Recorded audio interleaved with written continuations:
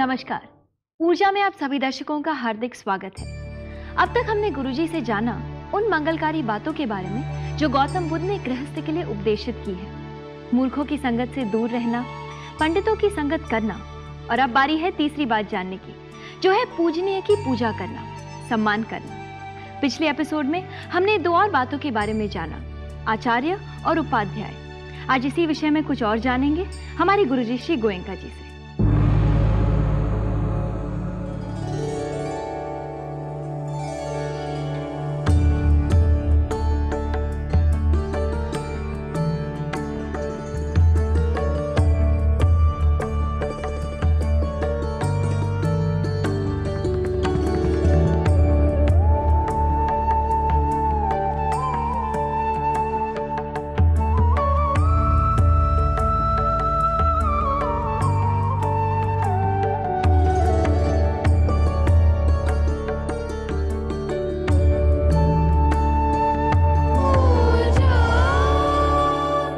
प्रणाम गुरुजी। सुखी हो बेटी। प्रणाम माता जी। गुरुजी, पिछले एपिसोड में आपने हमें आचार्य और उपाध्याय इन दो शब्दों की व्याख्या दी, लेकिन हमें गुरु शब्द की तो आदत सी हो चुकी है। गुरु शब्द में कोई दोष नहीं है। शब्द अपने आप में क्या बुरा है। गुरु शब्द का अर्थ होता है गौरव हो, गरिमा हो, महानता हो। लेकिन कठिनाई ये हुई कि गौरव और गरिमा दूर रह गई। कुछ लोगों ने धर्म सिखाने के नाम पर व्यवसाय शुरू कर दिया। भगवान जानते थे कि इस तरह धर्म का ह्रास होता है, धर्म की ग्लानि होती है। अगर धर्म को व्यवसाय बना दिया जाए तो बहुत स्पष्ट शब्दों में उन्होंने कहा कि धम्मे न वणिक चरे। धर्म को कभी वाणिज्य मत बना लेना, व्यवसाय मत बना लेना, उसे आमदनी का रास्ता न बना देना, कॉमर्शियल कमोडिटी मत बना देना। जब ये होने लगता है तो ऐसा व्यक्ति अपने को गुरु कहलाने वाला, उसका लक्ष्य केवल ये है कि कैसे मुझे अधिक से अधिक पैसे मिले। आखिर मैं लोगों को सिखाता हूं तो मुझे कुछ मिलना चाहिए, और वो मेरी इच्छा के मुताबिक अधिक से अधिक मिलना चाहिए। तो ये गुरु शब्द जो गरिमा थी वो दूर होने लगी। नहीं तो गुरु शब्द में कोई दोष की बात नहीं है, इसलिए भगवान ने गुरु शब्द का प्रयोग नहीं किया। कल्याण मित्र कहा, आचार्य कहा, उपाध्याय कहा। तो आज भी अगर लोग इस बात को ठीक से समझें तो कोई गलत रास्ते जाने वाला व्यक्ति, लोग उसको प्रोत्साहन न दें तो अपने आप सुधार होना शुरू हो जाएगा। अन्यथा लोग भी नासमझी से कि न जाने क्या प्राप्त हो जाएगा, क्या चमत्कार होगा। तो इस मारे जो व्यवसाय करने वाले हैं, जिनको केवल यश चाहिए, प्रतिष्ठा चाहिए, मान चाहिए, सम्मान चाहिए, इसलिए सारा कुछ कर रहे हैं, उन्होंने धर्म की गरिमा भी नीचे कर दी, धर्म का गौरव नीचा कर दिया, गुरु शब्द का गौरव नीचा कर दिया। तो बचना चाहिए इससे। शुक्रिया गुरुजी, आपने बहुत ही अच्छी तरह से समझाया कि जो धर्म गुरु होता है वो पूजनीय होता है, और उसको भी ये ख्याल रखना चाहिए कि वो पूजनीय बना रहे। तो गुरुजी, क्या यही बात भिक्षुओं के लिए और सन्यासियों के लिए लागू होती है? बिल्कुल लागू होती है बेटी। आखिर कोई भिक्षु क्यों बनता है, सन्यासी क्यों बनता है, घर बार क्यों छोड़ता है? पहली बात तो ये कि अपने आप को धर्म में पकाता है। खुद ही नहीं पकेगा तो औरों को क्या सिखाएगा। लेकिन केवल अपने को पका के नहीं रह जाएगा, फिर वो औरों को सिखाएगा, औरों की सेवा करेगा, वो भी धर्मगुरु है। अपने देश में न जाने कितने सदगुरु हुए और आज भी हैं ही। ऐसे ही कोई भिक्षु हो, सन्यासी हो, सब कुछ त्यागा हुआ है, केवल लोक कल्याण के लिए, लोक कल्याण के लिए धर्म सिखा रहा है। बड़ा गौरव है उसका, बड़ी गरिमा है उसकी। लेकिन वो भी अगर व्यवसाय बना ले तो गौरव नहीं, गरिमा नहीं। भिक्षु का और सन्यासी का अर्थ यही है कि वो धन संग्रह नहीं करता। एक गृहस्थ कंगाल हो तो बुरी बात है, इसी तरह से एक गृह त्यागी धनवान हो तो बुरी बात है। उसकी अपनी रिक्वायरमेंट्स जो है, उसके शिष्य लोग आप ही देखेंगे, समाज देखेगा। इसने घर त्यागा हुआ है तो इसका भरण पोषण कौन करे? इसके पास कोई आजीविका नहीं है, और भरण पोषण भी इतना मामूली, एक वक्त का भोजन मिल गया तो बहुत है, 2 जोड़े चीवर हैं तो बहुत है। सिर छिपाने के लिए कोई जगह मिली तो मिली, नहीं तो पेड़ के नीचे सो जाएंगे। तो इस तरह से जो त्याग तपस्या के साथ जो भिक्षु हैं, सन्यासी हैं, पूज्य हैं। लेकिन जो लोग ऐसा नहीं है, उन्होंने इस गौरवमय अवस्था को नीचे गिरा दिया। उससे बचना चाहिए। बेटी, जो भिक्षु है, जो सन्यासी है, उसकी अपनी गरिमा इस बात में है कि वो भिखारी नहीं है, भिक्षु है, भिक्षुक नहीं है, सन्यासी है। कभी मांगेगा नहीं। घर के सामने गया, 1 मिनट 2 मिनट खड़ा रहेगा, भिक्षा मिल गई, तेरा मंगल हो, नहीं मिली, तेरा मंगल हो। गोचरी करेगा, ये भी नहीं कि सारा भोजन एक ही जगह से मिल जाए। गाय जब चरने जाती है, थोड़ा सा यहाँ खाएगी, फिर आगे चलेगी, थोड़ा सा यहाँ खाएगी, थोड़ा सा यहाँ खाएगी, अपना सारा भोजन एक ही स्थान पर नहीं करेगी, गोचरी है। तो इसी तरह से किसी गृहस्थ को ये भार न लगे कि इसके पूरे भोजन का भार मेरे सिर पर है। तो सही माने वही भिक्षु है, वही सन्यासी है जो किसी पर भार नहीं बनता। उसकी इसी बात में गौरव है, इसी बात में गरिमा है कि वो मधुकरी करेगा, गोचरी करेगा, थोड़ा यहाँ, थोड़ा यहाँ, थोड़ा यहाँ, बस। जी गुरुजी, आपने कहा कि साधु सन्यासी गृहस्थ के लिए हमेशा पूजनीय होते हैं। कार्यक्रम को हम आगे बढ़ाएंगे, लेकिन एक छोटे से ब्रेक के बाद। देखते रहिए।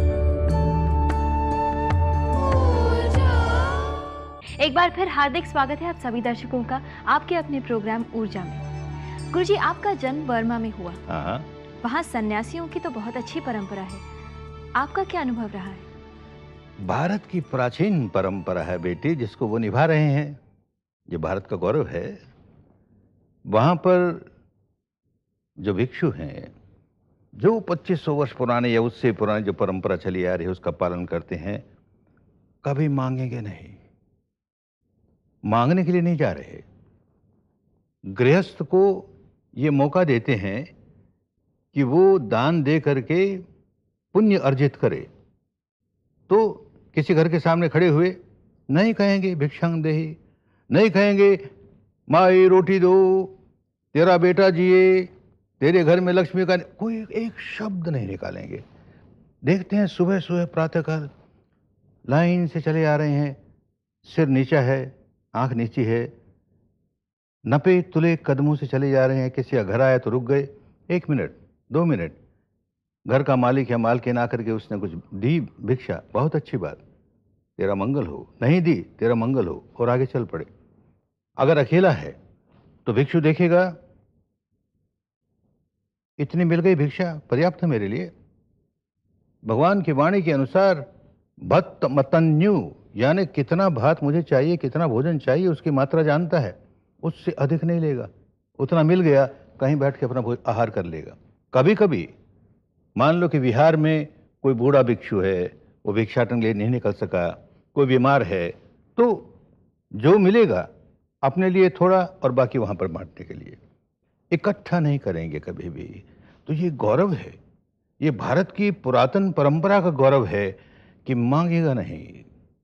अगर मांगता है तो भिक्षुक हो गया, मांगता है तो भिखारी हो गया। भिखारी नहीं है, उसका गौरव है अपना। आब गया, आदर गया,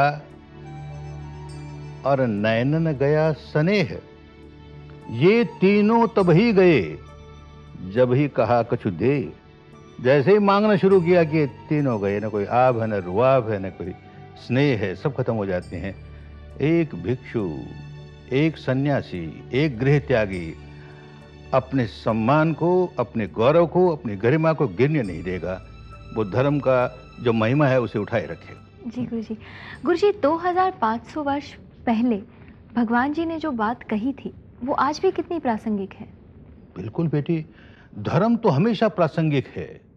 आज के लाखों करोड़ों वर्ष भी धर्म जितना प्रासंगिक था, आज भी उतना ही है, और लाखों करोड़ों वर्ष के बाद भी वैसा ही रहेगा।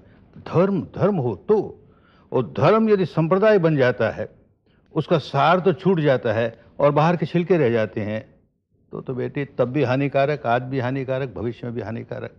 तो ये जो धर्म के आचार्य हैं, उनको समझना चाहिए कि हम धर्म का सार छूटने न दें। धर्म का सार रहेगा तो अपने आप आपस में सौमनस्यता रहेगी, प्यार रहेगा, मोहब्बत रहेगी और किसी तरह का विग्रह विवाद नहीं होगा, झगड़ा फसाद नहीं होगा। गुरुजी, अगर देवी देवताओं का पूजन दूषित चित्त से किया जाए तो वो हमारे लिए कल्याणकारी कैसे हो सकता है? कभी नहीं हो सकता बेटी। हमने अपना चित्त ही नहीं सुधारा और हम पूजा कर रहे हैं किसी देवी की, किसी देवता की, उसको खुश करने के लिए। कैसे खुश होंगे? वो जानते हैं ना हमारे चित्त की क्या अवस्था है।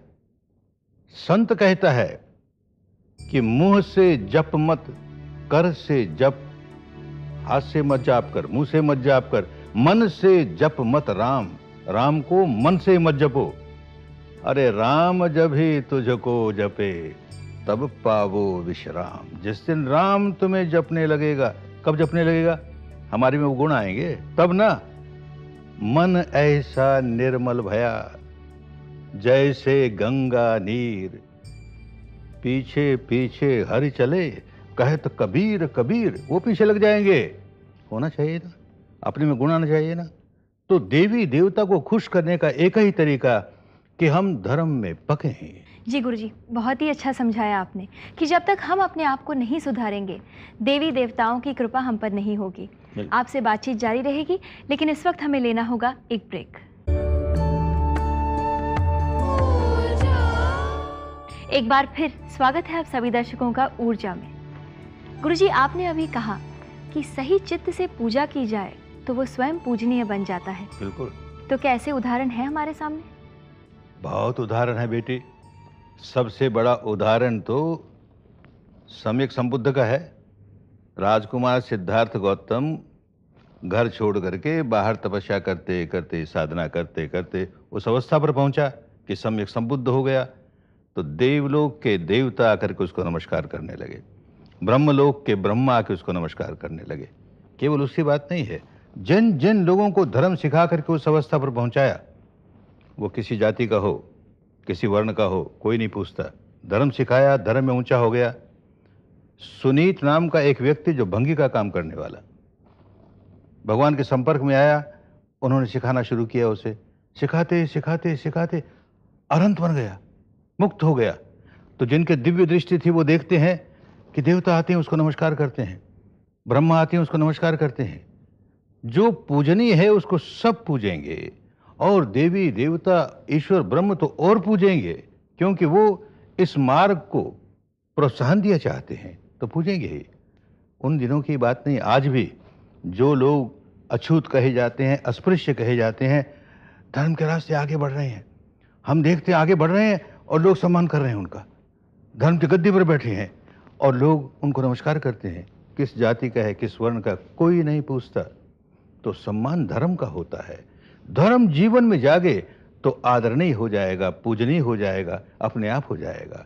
लोग भी खूब पूजा पूजनीय अनंग, जो पूजनीय है उसकी पूजा करेंगे ही, निश्चित रूप से करेंगे। गुरुजी, हम जानना चाहेंगे कि किसी का वंदन कैसे करें? बेटी, वंदन दो प्रकार के होते हैं। एक तो लोकीय, जैसे संसार में लोग सिर झुकाते हैं, नमस्कार करते हैं, पूजा करते हैं, तो फूल चढ़ाते हैं, दीप जलाते हैं, धूप जलाते हैं। उसका भी अपना लाभ है, क्योंकि वो करते हुए मन में श्रद्धा जागती है, मन थोड़ा समता में आता है, कुछ तो लाभ होता है। सही लाभ नहीं होता।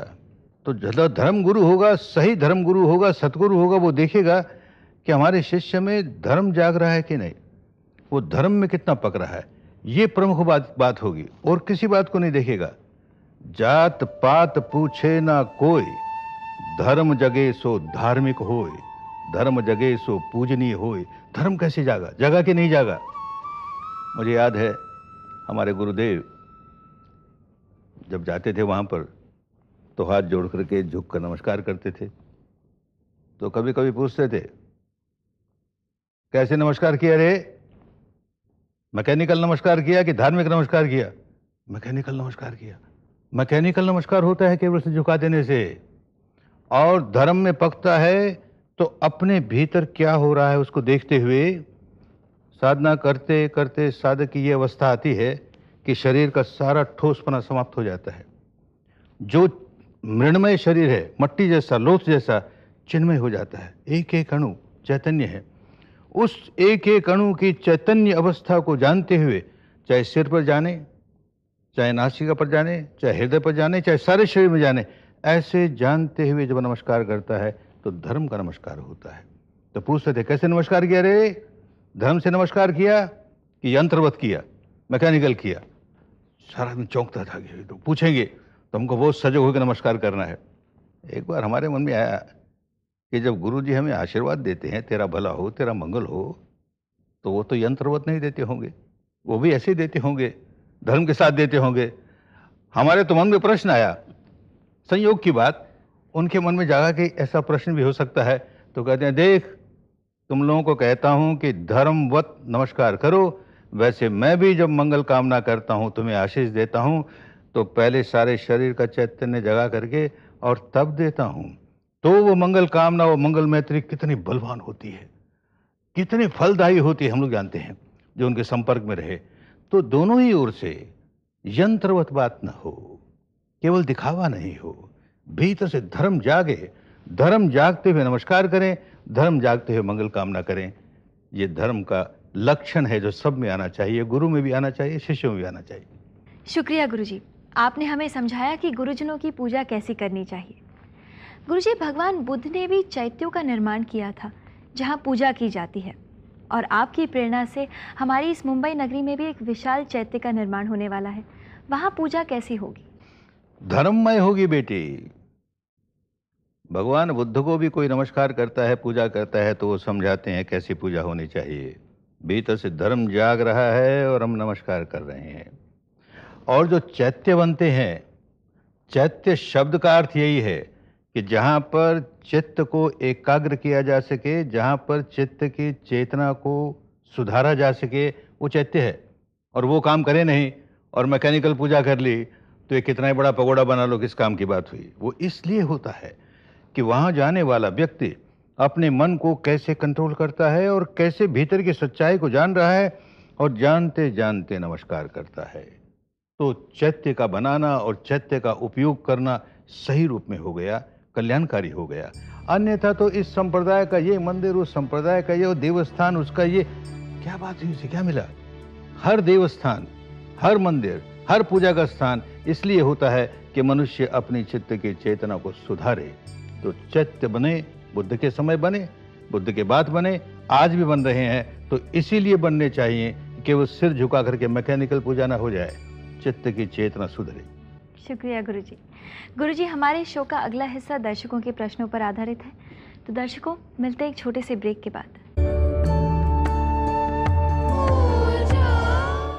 स्वागत है आप सभी दर्शकों का ऊर्जा में। गुरुजी, पहला प्रश्न पूछ रहे हैं डॉक्टर जयंत शाह नंदुरबार से।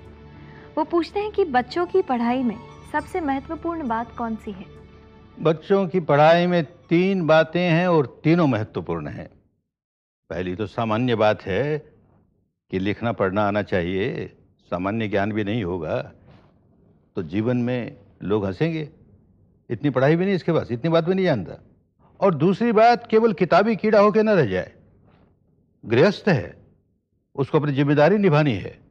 तो आजीविका के लिए कोई शिल्प सीखे, कोई भी किसी तरह का काम सीखे जिससे अपना आजीविका चला सके, वो उसके साथ जुड़ना जरूरी है। लेकिन ये केवल 2 ही होकर रह जाए तो भी कमी रह गई। तीसरी बड़ी बात और ज़्यादा इंपॉर्टेंट बात वो ये है कि चरित्र निर्माण वो सीखे। बचपन से ही बच्चों को चरित्र निर्माण की शिक्षा देनी चाहिए ताकि बड़े होकर के बड़ी सुख शांति का जीवन जिए, अपने लिए भी भला, औरों के लिए भी भला। बस यही शिक्षा है। जी गुरुजी। गुरुजी, अगला प्रश्न पूछ रहे हैं सुरेंद्र गोविंद जी सीतापुर से। वो कहते हैं कि मुझ में बहुत ही करुणा है, जब भी मैं किसी दुखियारे को देखता हूँ तो मुझे रोना आ जाता है, तो मैं क्या करूँ? ये कैसे करुणा हुई? धर्म में रोने को स्थान नहीं है। तुम अपने आप को भीतर से सफाई करते करते ये रोने वाली बात निकाल दो।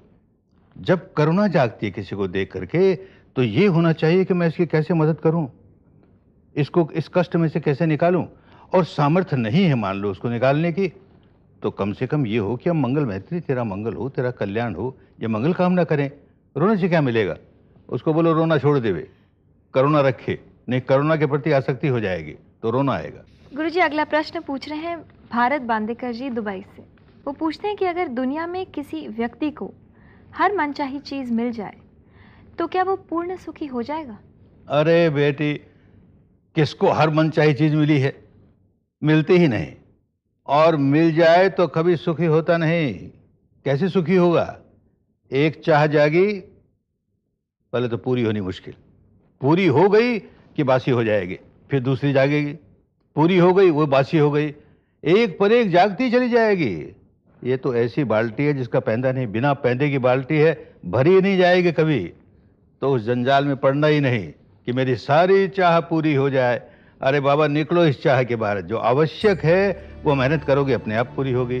बाकी सारी चाह पूरी हो जाए, ये बात मन से निकाल दो। गुरुजी, आपने हमारे सारे प्रैक्टिकल क्वेश्चंस के उत्तर कितनी अच्छी तरह से समझाए।